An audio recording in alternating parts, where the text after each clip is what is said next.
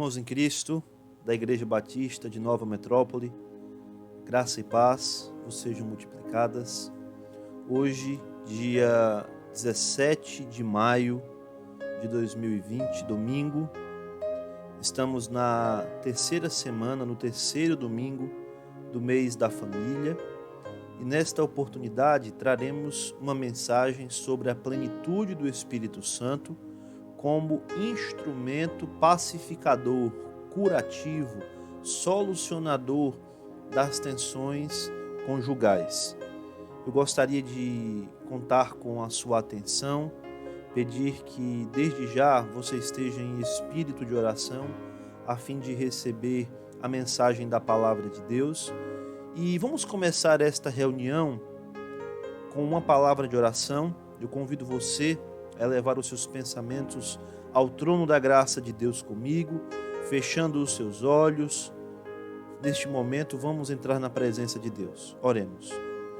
Santo Deus, em nome de Jesus, mais uma vez te agradecemos pelo privilégio de sermos os teus servos. Mesmo diante de tantas tribulações, podemos descansar no Senhor e nas suas promessas para conosco. Mesmo diante das adversidades, mesmo diante de um mar revolto, de uma tempestade que muitas vezes até mesmo nos amedronta, podemos crer que Tu és um Deus fiel nas nossas vidas, um Deus que cuida de nós, que continua com as Tuas mãos poderosas estendidas sobre cada um dos Teus servos, que neste momento tem enfrentado dificuldades e angústias. O Senhor tem olhado para conosco com um olhar de misericórdia, de graça, tem nos livrado de todo mal e tem suprido as nossas necessidades. Por isso glorificamos o Teu nome e hoje, nesta noite, pedimos a Tua intervenção sobre as nossas vidas, sobre as nossas casas, sobre os nossos familiares. Sê conosco, Senhor Deus, livrando-nos. Sê conosco, Senhor Deus, dando-nos a Tua orientação, o poder e a virtude do Teu Espírito sobre as nossas vidas. Perdoa os nossos pecados e nesta noite, mais uma vez, nos conceda a graça de entendermos a Tua palavra. É o que nós te pedimos em o nome do Senhor Jesus. Amém. Eu quero convidá-los a abrirem comigo as suas Bíblias, no texto que se encontra na carta aos Efésios, no capítulo 5. Vamos fazer a leitura dos versos 22 ao verso 33.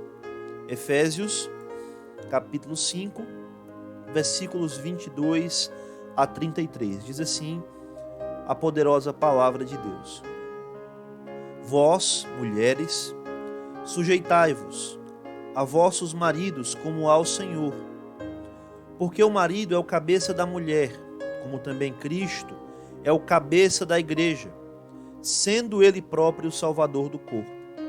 De sorte que assim como a igreja está sujeita a Cristo, assim também as mulheres sejam em tudo sujeitas a seus maridos. Vós, maridos, amai vossas mulheres, como também Cristo amou a igreja, e a si mesmo se entregou por ela, para a santificar, purificando-a com a lavagem de água pela palavra, para a apresentar a si mesmo, igreja gloriosa, sem mácula nem ruga, nem coisa semelhante, mas santa e irrepreensível. Assim devem os maridos amar as suas próprias mulheres como a seus próprios corpos. Quem ama a sua mulher, ama-se a si mesmo. Porque nunca ninguém odiou a sua própria carne, antes a alimenta e sustenta, como também o Senhor a igreja, porque somos membros do seu corpo, da sua carne e dos seus ossos. Por isso, deixará o homem seu pai e sua mãe, e se unirá à sua mulher, e serão dois numa carne. Grande é este mistério. Digo, porém, a respeito de Cristo e da igreja. Assim também vós, cada um em particular, ame a sua própria mulher como a si mesmo, e a mulher reverencie o marido. Que o Senhor aplique aos nossos corações a sua palavra. Amados irmãos, vamos trabalhar então sobre o nosso tema, a plenitude do Espírito Santo como solução para as crises conjugais. Antes eu gostaria de fazer uma breve introdução, que se inicia a partir de uma importante pergunta. Qual o motivo das desordens familiares, especialmente quanto ao casamento? Existem várias espécies de desordem. E também existem várias respostas a partir do grande grupo das ciências humanas que analisa toda essa situação sob uma perspectiva científica. A Bíblia, entretanto, diagnostica que a principal causa das crises conjugais se dá pelo não cumprimento das funções estipuladas por Deus para o marido e para a mulher. Antes de entrarmos no tema propriamente dito, é necessário fazer alguns esclarecimentos.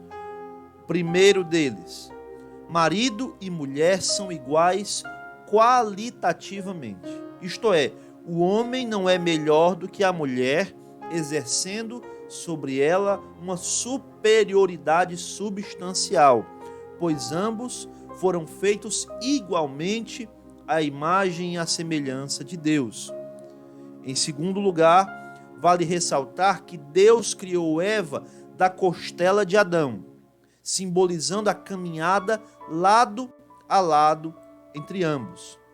Terceiro, as duas primeiras verdades podem ser compreendidas a partir de uma analogia feita pelo apóstolo Paulo quanto a Deus Pai e a Cristo.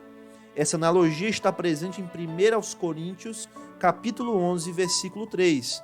Eu convido você, inclusive, a abrir comigo a sua Bíblia nesse texto, a fim de que possamos ler o que nele consta.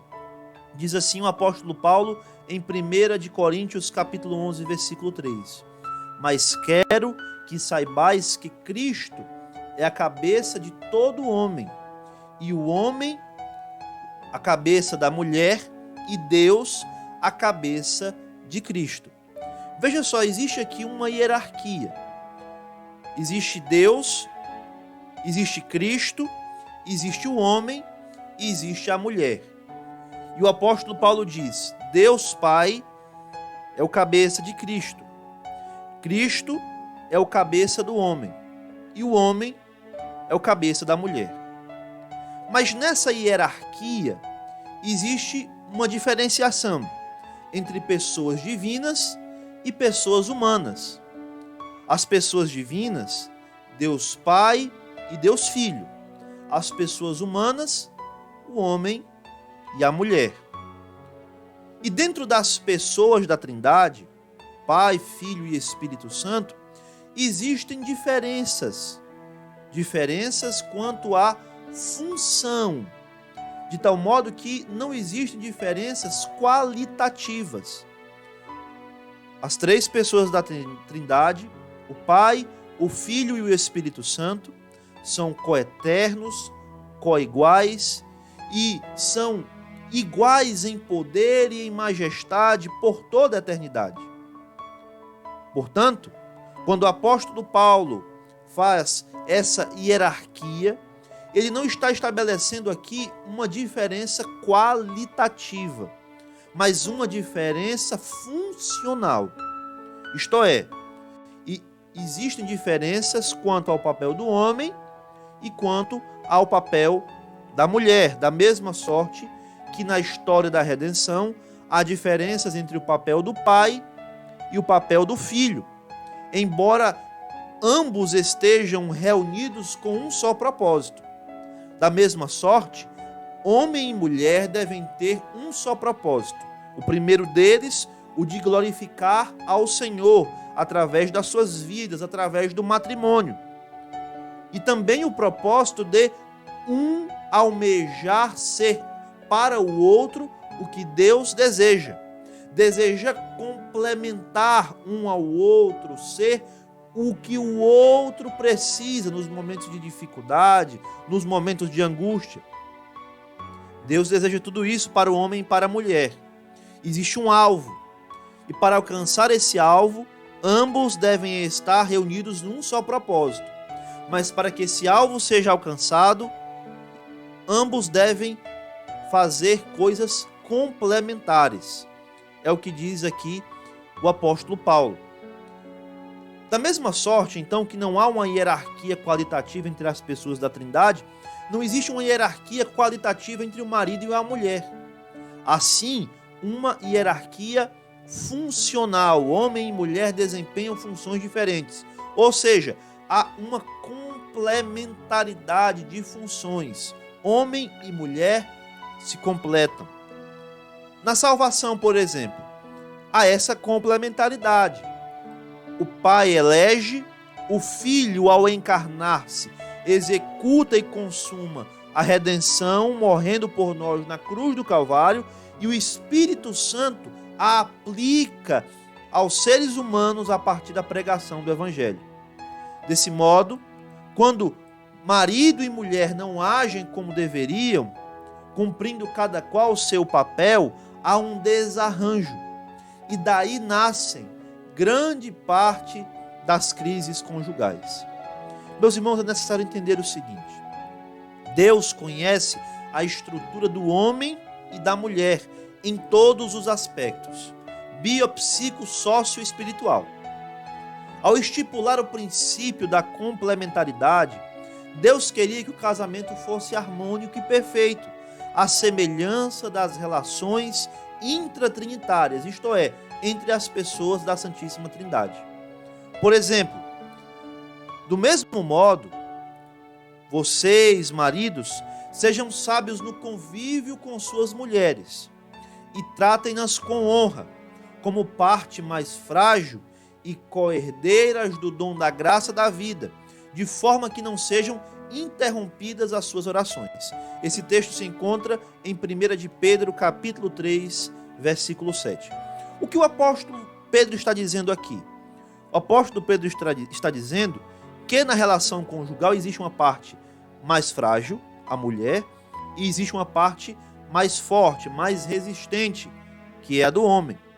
Portanto, o homem deve ser sábio no convívio com a sua mulher, tratando-a com honra, com a parte mais frágil. Deve tratá-la com cuidado, com cordialidade, com respeito, sabendo que ela é uma parte mais frágil.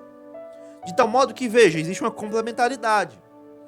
A fragilidade da mulher é complementada pela força, pela virilidade e pela maneira honrosa e respeitosa com a qual o homem a trata. Existe uma complementaridade. E o apóstolo Pedro diz que quando o homem assim não faz, quando o homem não trata a sua mulher com honra, com sabedoria, as orações do casal são interrompidas. E por que são interrompidas? Porque o princípio da complementaridade, a harmonia, a paz se encontra ausente no casamento. Portanto, para entender esse tema, é necessário também discernir quais são as funções do marido e da mulher no casamento. Vamos aqui ver as funções do marido, de acordo com esse texto. Em Efésios 5:24 está escrito que o marido é o cabeça. Diz assim o texto: de sorte que assim como a igreja está sujeita a Cristo, assim também as mulheres sejam em tudo sujeitas a seus maridos. O que significa dizer que o marido é o cabeça? Muitas vezes isso é mal interpretado. Muitos julgam que o marido é superior à mulher em todos os sentidos por causa desta expressão. Isso não é verdade. Pelo contrário, ser o cabeça representa uma grande responsabilidade. É na cabeça que se encontram os pensamentos, o juízo. É na cabeça que se encontram os olhos. É na cabeça que se encontra a boca, é na cabeça que se encontram os ouvidos. Portanto, ser o cabeça, em primeiro lugar, representa pensar no bem-estar da família. Envolve o raciocínio do homem. Em segundo lugar, ser o cabeça significa observar o percurso da vida, a fim de verificar as possíveis armadilhas e dar a direção certa. Então, o homem é aquele que observa a trajetória da vida da mulher e da família como um todo. Ele tenta detectar possíveis fragilidades, possíveis problemas nessa trajetória, a fim de direcionar e dar uma correta direção, um correto sentido à vida do casal. Em terceiro lugar, é aquele que fala quando necessário, para consertar, consolar e edificar. Então, o homem como cabeça, ele usa a sua boca falando quando necessário. Ele não se isenta da sua responsabilidade. Ele fala, mas as suas palavras são no sentido de consertar condutas, no sentido de consolar a sua esposa e no sentido de edificar a relação conjugal. Em quarto lugar, ser o cabeça significa saber ouvir a mulher e, com equilíbrio, pensar em todas as coisas a fim de tomar atitudes corretas. Portanto, ser o cabeça não é sinônimo de ser um líder por si mesmo, um sinônimo de ter uma superioridade qualitativa. Nada disso.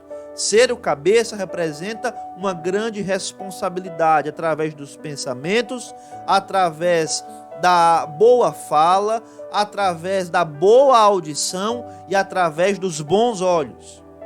Além disso, irmãos, a palavra de Deus aqui nesse texto afirma que é dever do marido o amor. Aqui nasce uma pergunta: porventura a mulher também não precisa amar? É claro que ela precisa. Mas o amor descrito aqui pelo apóstolo Paulo é um amor que não meramente se resume em palavras, mas é um amor que adentra nas atitudes concretas. E existem duas atitudes concretas, segundo este texto, que materializam o amor do homem para com a mulher. Que atitudes são essas? É a atitude de prover e a atitude de proteger. Isso se encontra no versículo 29 do texto. Porque nunca ninguém odiou a sua própria carne, antes a alimenta e a sustenta. Veja só, alimentar significa prover as necessidades. Sustentar significa proteger em todos os sentidos, sendo o suporte da mulher. De tal modo que aqui nós temos um aspecto material e visível do amor do homem para com a sua esposa. O amor do homem não deve se resumir em meras palavras, no mero eu te amo. Isso não é suficiente. O homem demonstra o seu amor pela sua esposa quando provê as suas necessidades e a protege. Mas essa provisão de necessidades, irmãos, não se refere apenas às necessidades físicas. Quando nós falamos em provisão, a ideia que muitos podem ter é essa: o homem é aquele que trabalha para sustentar a casa e a mulher recebe apenas a provisão física, alimentar do homem. Não é apenas isso. A provisão a que o apóstolo Paulo se refere é uma provisão, sim, que envolve necessidades físicas, mas também adentra nas necessidades emocionais e também espirituais. Emocionais porque a mulher é a parte mais frágil. Espirituais porque no casamento o homem simboliza a Cristo. E Cristo é aquele que representa o sacerdote da igreja. Ou seja, o homem é o sacerdote da sua esposa, é o sacerdote da sua casa. A terceira lição que nós aprendemos a partir das funções do homem é que a liderança do marido não é, em princípio, impositiva, nem coercitiva, mas é uma liderança consensual e é conquistada a partir de uma relação de confiança com a sua esposa. Além disso, o marido, segundo o coração de Deus, pensa antes de agir. E quando ele age, ele o faz com equilíbrio e com sensatez. As decisões do marido são então marcadas pelo profundo desejo de bem-estar da família, especialmente da esposa.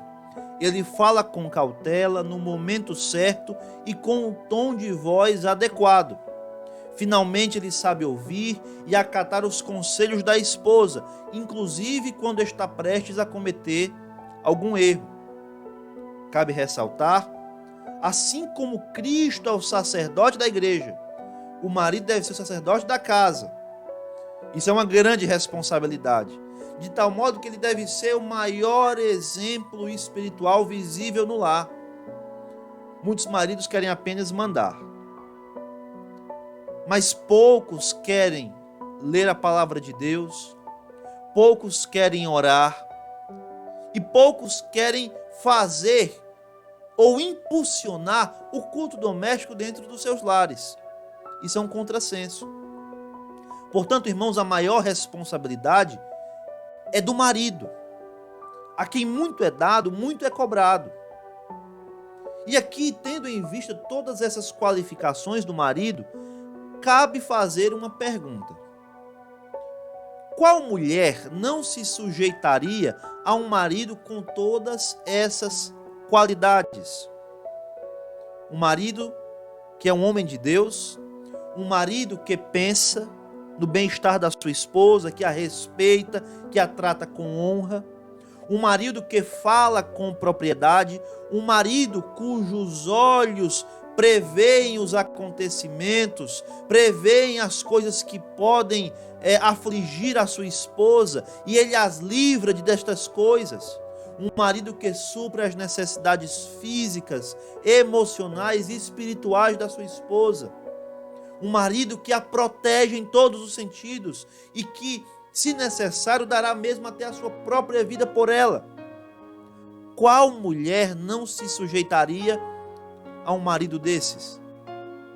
Portanto, o homem de Deus, se você quer que a sua mulher seja sujeita a você, e que se essa sujeição for segundo o padrão de Deus, não uma sujeição impositiva, coercitiva, mas uma sujeição consensual, saiba, é necessário que você possua todas essas características. Agora vamos aos papéis da mulher, da esposa. Antes é necessário fazer um esclarecimento. Falar sobre esse tema é algo que pode gerar muitas polêmicas, especialmente porque vivemos na era pós-moderna, em que existe um feminismo militante que tenta de todas as formas solapar o princípio familiar e o princípio da complementaridade dentro da família. Portanto, é necessário esclarecer o seguinte: a mulher não está impossibilitada de trabalhar, de crescer socialmente, de desempenhar funções de destaque na sociedade. Hoje é muito comum, inclusive, que muitas mulheres ganhem mais do que os seus maridos. Isso não representa um grande problema. Entretanto, dentro do casamento, a mulher tem que desempenhar a sua função. E qual é a função da mulher no casamento? A primeira função da mulher se encontra em Gênesis capítulo 2, versículo 18, quando Deus criou Eva. Diz assim o texto: E disse o Senhor Deus, não é bom que o homem esteja só.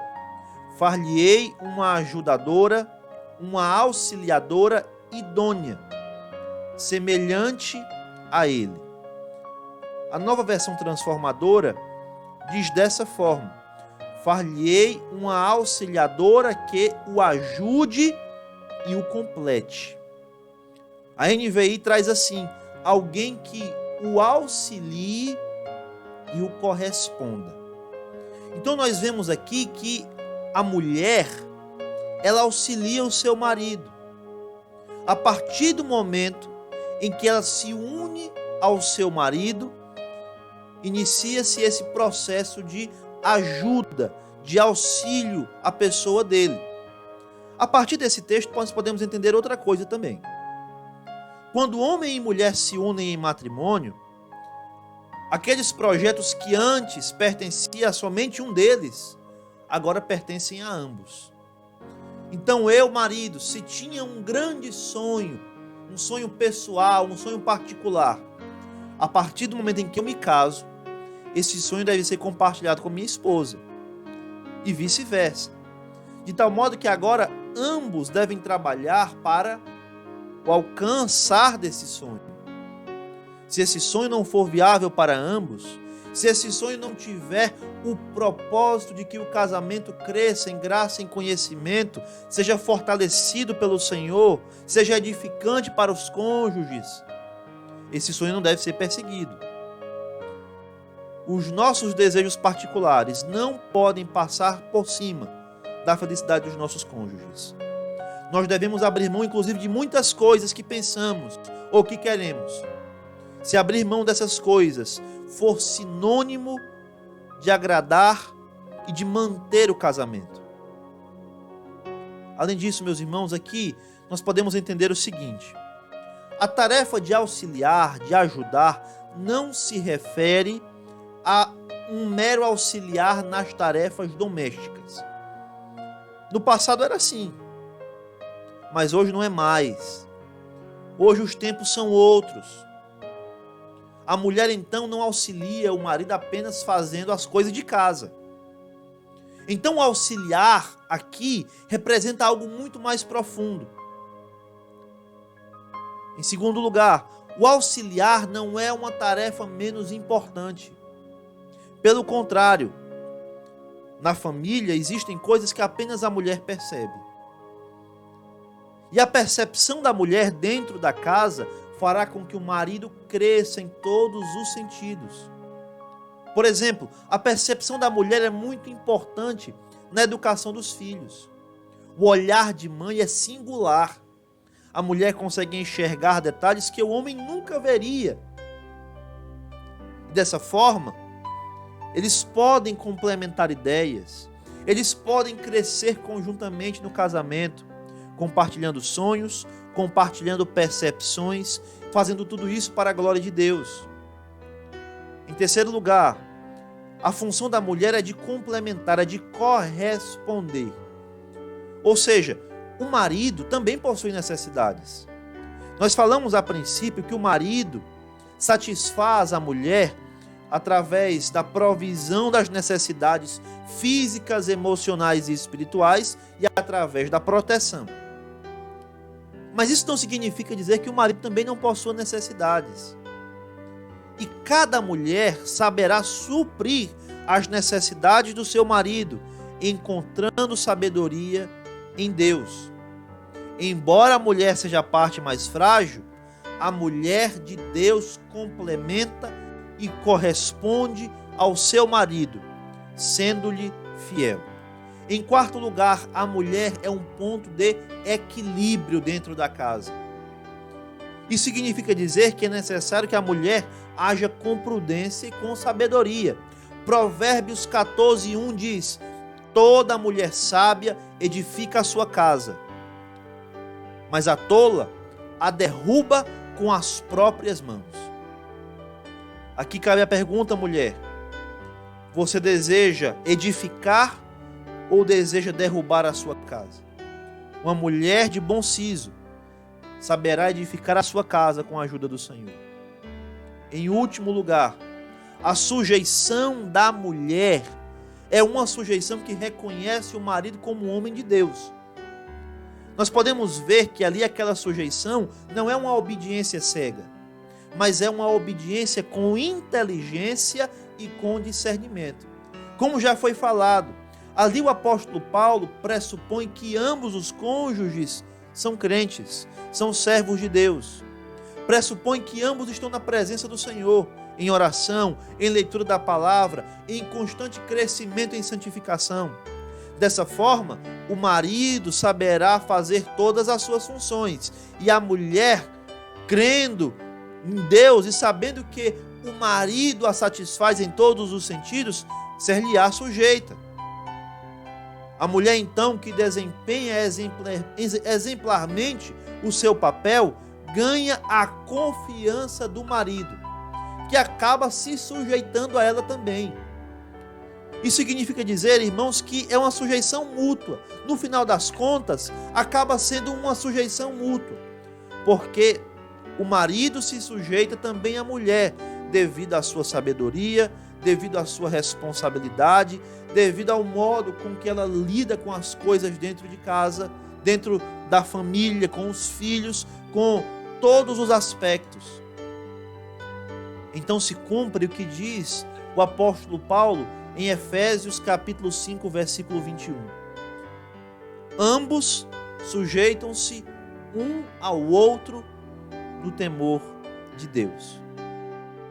Aqui, meus irmãos, nós temos uma chave para entender a razão por que há tantos divórcios, porque tantos casamentos estão se dissolvendo tão rapidamente, inclusive dentro da igreja, porque homem e mulher não estão sabendo cumprir os seus devidos papéis.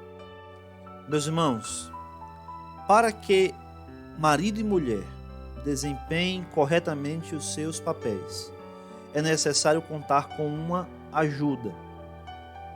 Diz o apóstolo Paulo em Efésios capítulo 5, versículo 18: E não vos embriagueis com vinho, em que há dissolução e contenda, mas enchei-vos do Espírito. Muitas vezes, ao ler um versículo, extraímos o mesmo do seu contexto. E é importante entender que quando o apóstolo Paulo fala sobre a plenitude do Espírito Santo, ele não está falando de dons espirituais, de curas, de profecias. Ele está falando de ser controlado pelo Espírito Santo em todas as áreas da vida, inclusive no contexto do casamento. É justamente por esse motivo que esse texto de Efésios capítulo 5, versículo 18, se encontra num contexto imediatamente anterior a todas essas questões do matrimônio. O apóstolo Paulo quer deixar claro, para que o marido seja exemplar, para que a mulher seja uma esposa segundo o coração de Deus, é necessário que ambos procurem a plenitude do Espírito Santo em suas vidas. Meus irmãos, o Espírito Santo é Deus e ele habita nos crentes em Jesus. Em Efésios capítulo 1, versículo 13, está escrito que após termos ouvido a palavra da verdade, o evangelho da nossa salvação, fomos selados com o Espírito Santo da promessa. O apóstolo Paulo em 1 Coríntios capítulo 3, versículo 16 e em 1 Coríntios capítulo 6, versículo 19, fala que nós somos templo e morada do Espírito Santo. Portanto, o Espírito de Deus habita em nós. Mas uma coisa é ter o Espírito Santo presente. Isto todos os crentes têm. Outra coisa é ter o Espírito Santo como presidente, como aquele que dirige completamente as nossas vidas. Ser cheio do Espírito Santo é ser presidido, é ser controlado, é ser orientado pelo Espírito de Deus em todas as circunstâncias.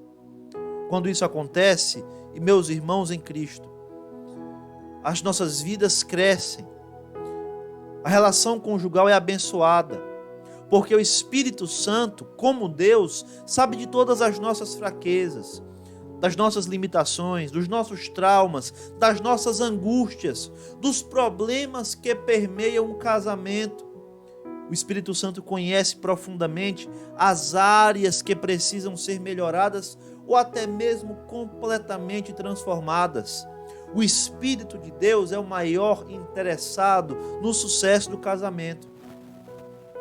Portanto, com a plenitude do Espírito Santo, temos capacidade para sermos marido e mulher, que que desempenham fielmente os papéis que lhes cabem. O casamento será abençoado, pois haverá união.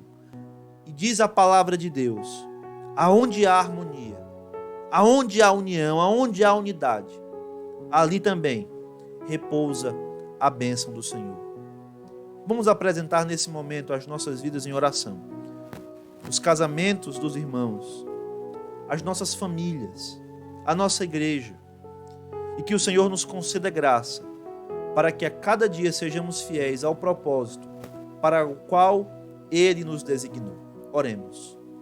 Santo Deus, nós te apresentamos os casais da Igreja Batista de Nova Metrópole e pedimos que o Teu Espírito seja pleno na vida de todos os nossos irmãos e de todas as nossas irmãs que contraíram matrimônio diante do Senhor e diante dos homens. Que sejam casais cheios da Tua virtude, cheios do Teu poder, cheios da Tua sabedoria. Aparta, Senhor Deus, do casamento dos Teus servos todo mal, tudo aquilo que não Te agrada, toda desunião, toda dissensão, toda seta de Satanás, toda arma forjada, toda armadilha que quer provocar o divórcio, toda armadilha que quer provocar a separação entre os cônjuges, que tudo isso seja repreendido em nome do Senhor Jesus. Que a Tua paz reine sobre os casamentos dos Teus servos, que a família dos Teus servos seja abençoada, seja próspera, seja bem-aventurada, e que a Tua paz, que o Teu amor, que a Tua santidade e que a Tua mão de poder continue estendidas sobre as casas dos Teus servos, para a honra, glória e louvor do Teu nome. Nos conceda, Senhor Deus, uma semana abençoada. Livra-nos de todo mal. Nos dá, Senhor Deus, da direção do Teu Espírito e a cada dia nos capacita para sermos mais fiéis a Ti. É o que nós te pedimos em nome de Jesus. Amém. Que a graça do Senhor Jesus, o amor de Deus e a consolação do Espírito Santo sejam derramadas sobre as vossas vidas. Quarta-feira voltamos com mais uma programação referente ao culto de oração de doutrina. Forte abraço, fiquem na paz do Senhor Jesus.